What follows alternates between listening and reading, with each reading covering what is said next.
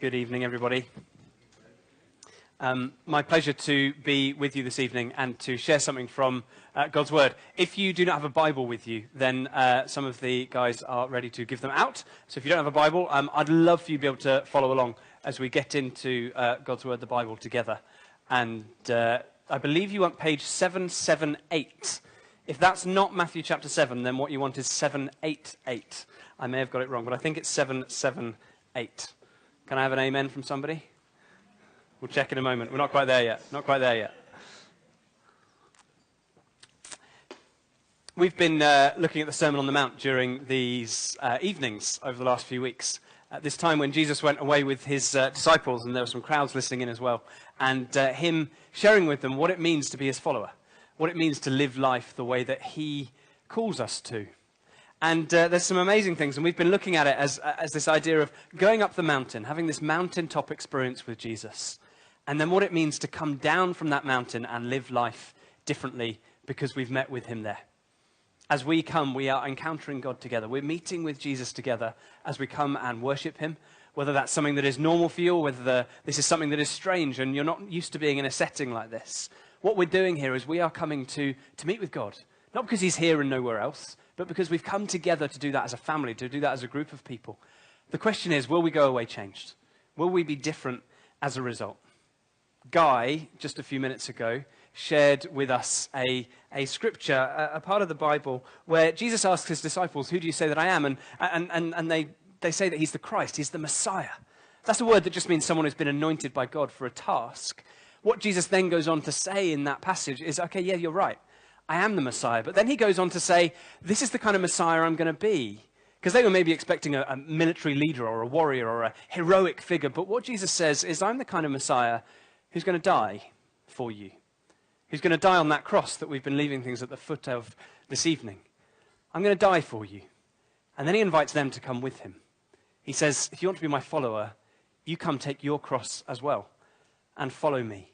Jesus is the Messiah who challenges us to a very different way of life. We can't just have our life as we've always had it, as we've always expected it and always wanted it, and add Jesus onto the side. He wants to come and transform the whole of who we are. And the part of the Sermon on the Mount that we come to this evening is in Matthew chapter 7. Is that 778? 788. Thank you, Hilary. 788. Matthew chapter 7. And we're going to look at verses 1 to 23. But I want to start with a section right in the middle, with verse 13 and 14 of Matthew chapter 7, where Jesus says these words. He says, enter through the narrow gate, for the gate is wide and the road is easy that leads to destruction, and there are many who take it. For the gate is narrow and the road is hard that leads to life, and there are few who find it. This is a challenge. This is a passage that speaks of finding this narrow way, this difficult way, this thorny path that Jesus invites us to, but at the end of it is life. He compares it with another path that is easy to travel, that is easy to find, but at the end of it does not lie life. In my grandma's house, there is a painting. There's a painting that tries to depict this scene. And it's a painting, and at the top it has the title. It says the wide and narrow way. And down the middle, there's a very, very clear line down the middle. And it's not down the middle, it's off to one side because one's wider and one's narrower. But the wider one is seemingly sort of full of light and full of color and stuff down the bottom. But at the top, it's full of flames and burning and dark shadows and cloud. And on the other side, it's this difficult, slightly thorny, slightly difficult path to tread. But at the end, there's light and there's shining and there's the sun and there's stars and it's beautiful at the end. But then as you look a little bit closer, you look and you see, what is it that's on the way up each of these? And in my grandma's house, in this particular painting, on the wide way are things like the bingo hall and the cinema and the Sunday train and all of these things that maybe certain people think aren't good, aren't the right way to live. All things that may be fun, may be jolly, may make our lives easier, but ultimately aren't something that God would want. So the painter would write. And then on the other side, this narrow way, this difficult way, in amongst the difficulties of this path, there are things like the church building and the communion table and the open-air outreach event. I think this painting's missing the picture a little bit. Because what it's basically saying is that the narrow way, the difficult way that Jesus wants us to follow is the religious way. The way that's full of all of our religious traditions and the things that we do when we get together in church.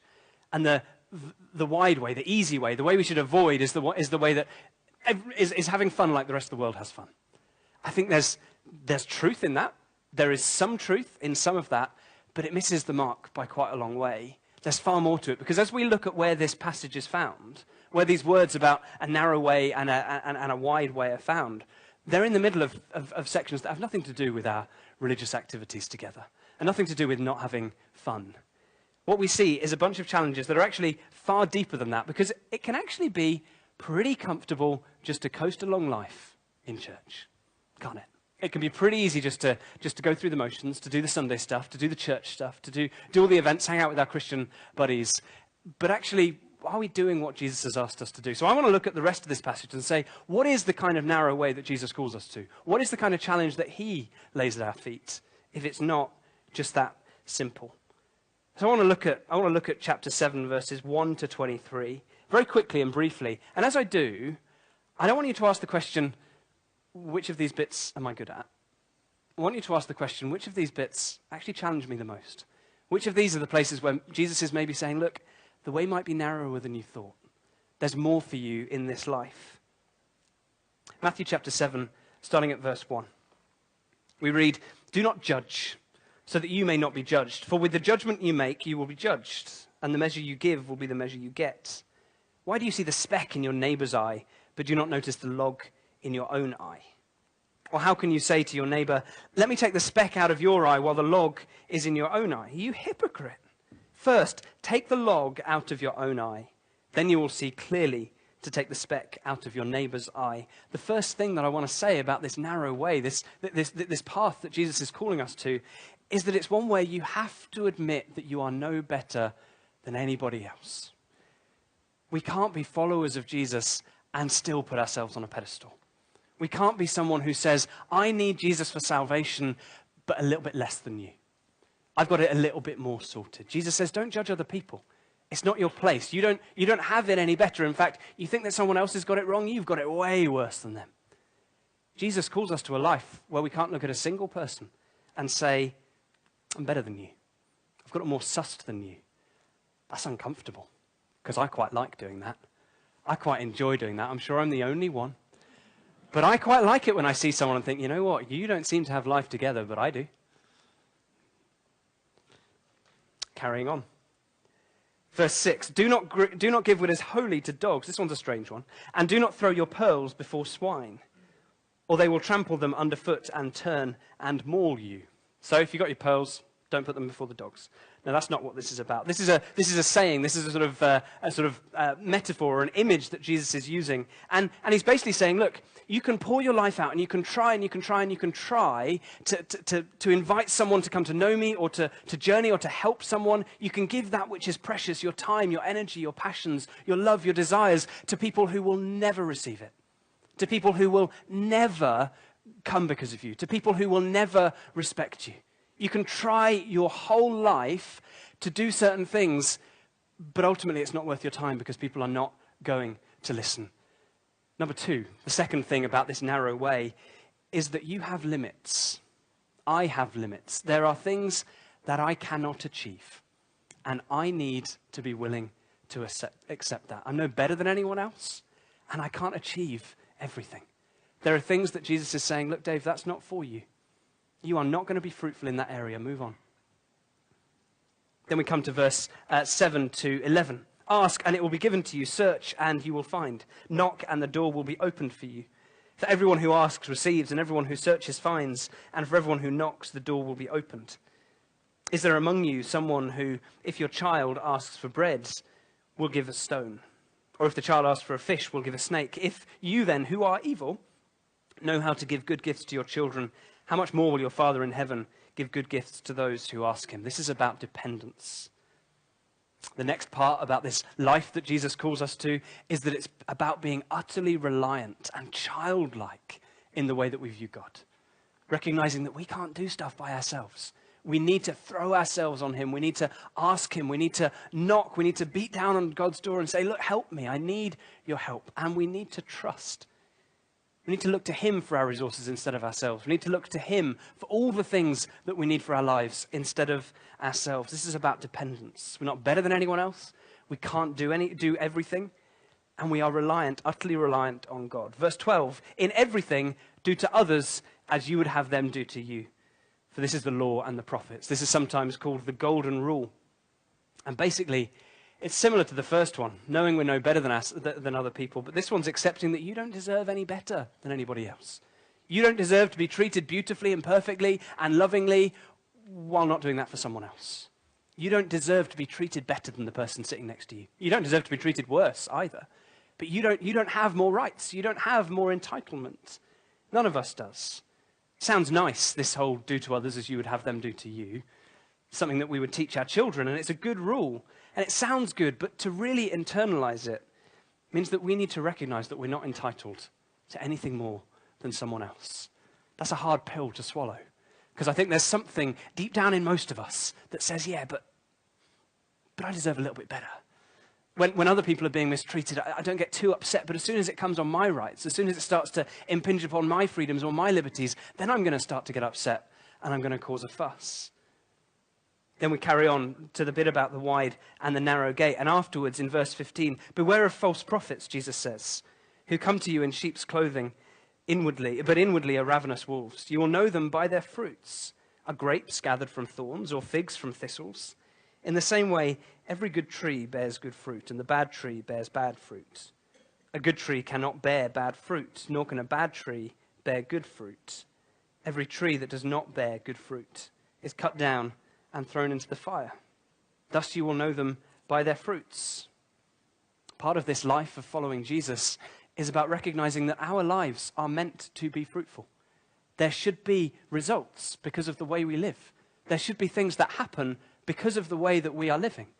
We shouldn't be content with just going on through life and coasting along and not being worried if we've achieved anything or if anything's happened around us or in us. The fruit that Jesus is talking about, part of it is that fruit of the Spirit, is those characteristics of love and joy and faithfulness and kindness and self-control and all of the others. Those fruits which are marks of the people that we've become, the people that we are becoming. We should be becoming better people as Christians. If you can't look at yourself or someone else, sometimes it's harder to see in yourself, but if someone else is looking at you and saying, actually, you're becoming meaner, you're becoming harsher, you're becoming less patient, there's something that's not going on quite right. And actually, being harsh, being impatient, being unkind can sometimes be a comfortable place to be. It's easier than keeping ourselves in check. It's easier than exercising self-control. It's easier than a lot of those things that Jesus calls us to. But this is a narrow way. This is a hard way.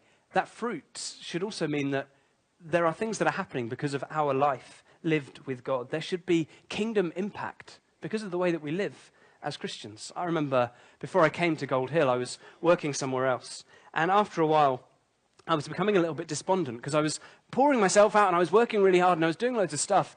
And I realized I couldn't really see the point in a lot of it.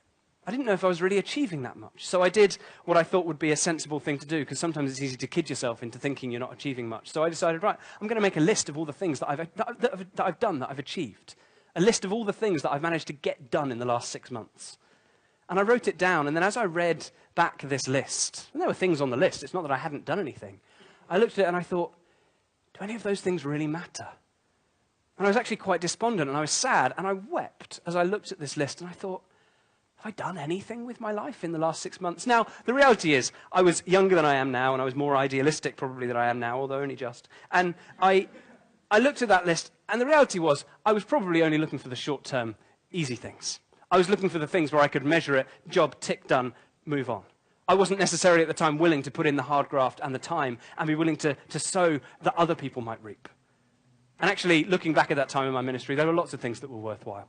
I wasn't able to see it at the time, but what I don't want to lose is that part of me that wasn't willing just to have 6 months of my life go by and nothing to have come from them.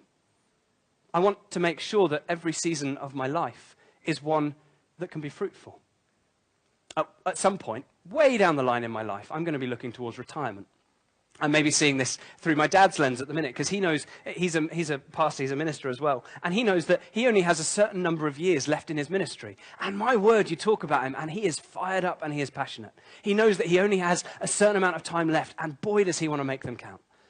I don't want to wait to the last 5 years of my ministry to start caring about the next 5 years of my life. I want to make every 5 years, every year, every month, every week, every day count for Jesus. I don't want to be someone who bears bad fruit or just doesn't bear any fruit at all.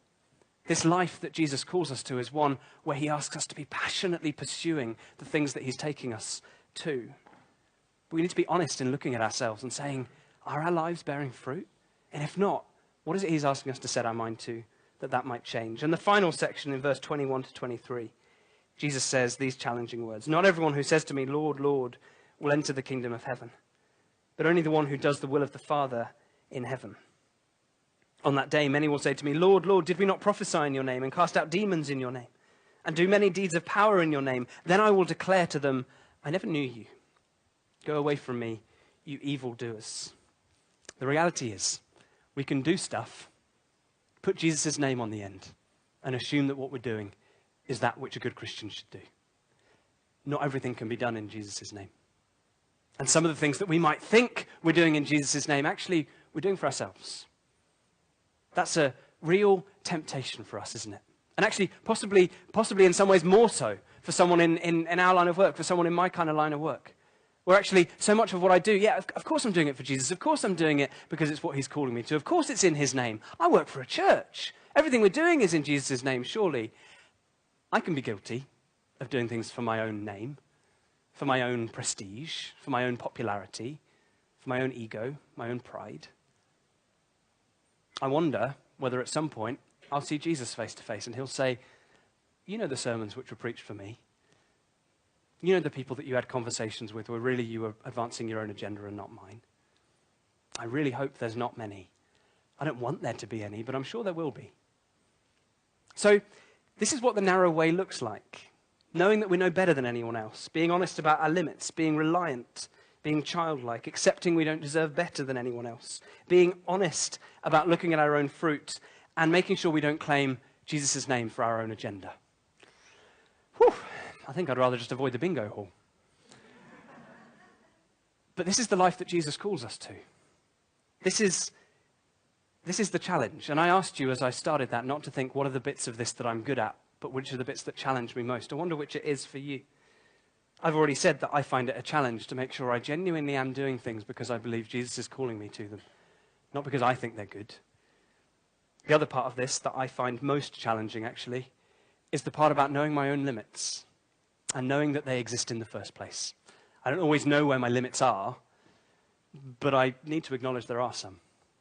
To know that there are some things which, try as I might, which work hard as I might, I will never achieve because Jesus hasn't asked me to do them.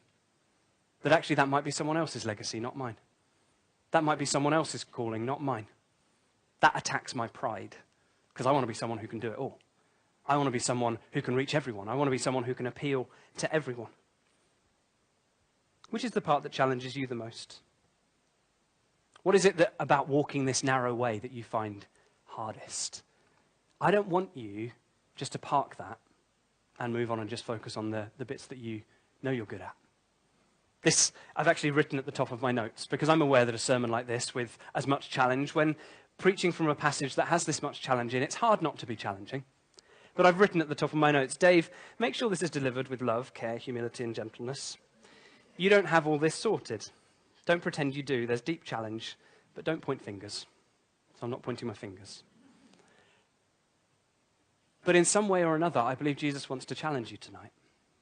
He challenged me as I was preparing this, and part of the reason I wrote that is that I prepared this a few weeks ago before having a bit of time off, and I didn't want to come back from my holidays all gung-ho and fired up and be shouty and then point fingers and actually make people feel worse. Because this way is a narrow way, because it's a hard way to walk. And when we're struggling to walk it, it doesn't mean that Jesus wants us to feel bad about ourselves. He wants us to be picked up, to be able to acknowledge those areas where actually we need to grow in him and then move forward.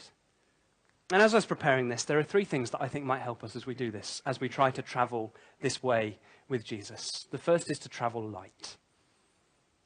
These things in many ways attack our pride. Pride and simplicity don't often go together. How might you be able to simplify your life? To live more simply?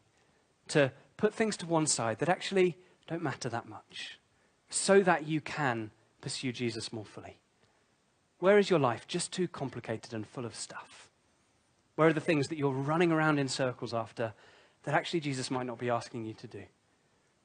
How can you live a little bit more simply and travel a little bit more lightly? The second is to travel slowly. Jesus doesn't ask us to sprint this path. He asks us to travel it. We can try and achieve 100 things at once, or we can focus on the thing in front of us. We can focus on the next step of our journey, the next bit, the next hour, the next day, the next week. Where is it that maybe you're looking too far into the future, or you're trying to do so many different things that none of them are really quite coming together? What's your next goal? What are you stepping into now? Travel light, travel slowly, and travel together. The opposite of pointing the speck out in someone else's eye is to say to them, look, I've got this plank. Can you help me deal with it? We can't do this by ourselves. We can't travel this road by ourselves. We're meant to do it together. We're meant to have people alongside us who can genuinely help us, who aren't pointing a finger and judging us because they want to, but who are helping us, maybe even pointing out our areas of weakness because we've asked them to, because we have given them permission. Who are those people in your life? If you don't have people in your life who can genuinely know you, love you, challenge you, correct you sometimes, if you don't have those people in your life, can I urge you to find them? If you want some help with that, maybe that would look like being part of one of our life groups. Come and speak to one of us. We would love to help put people alongside you and around you and to release you to support them as well. We cannot do this by ourselves. So, 2 questions. Which of this challenges you the most? And then the second question. How can you travel more lightly, more slowly, and more in the company of others? I want to pray that in the time we have left together, God would enable those things in us, that he would minister those things to us, that he would take us by the hand, say, this is my way, come along with me. Come along, son, come along, daughter. I want to walk with you for a bit. Father, I don't have all the answers and no one in this room does. But I want to ask that where we need to be challenged, because actually our walk has become too comfortable, where we've allowed ourselves to slip into that judgmental place or that prideful place or that self-assured place or that self-reliant place, that you would not give us a slap round the face, but you would simply take us by the hand, put your arm around our shoulder and say, look, this is the path ahead of you.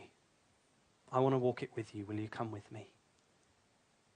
I want to ask that as I enter this next season, this next chapter of my life, you would help me to travel well and to travel in the direction and the places that you are calling me and nowhere else.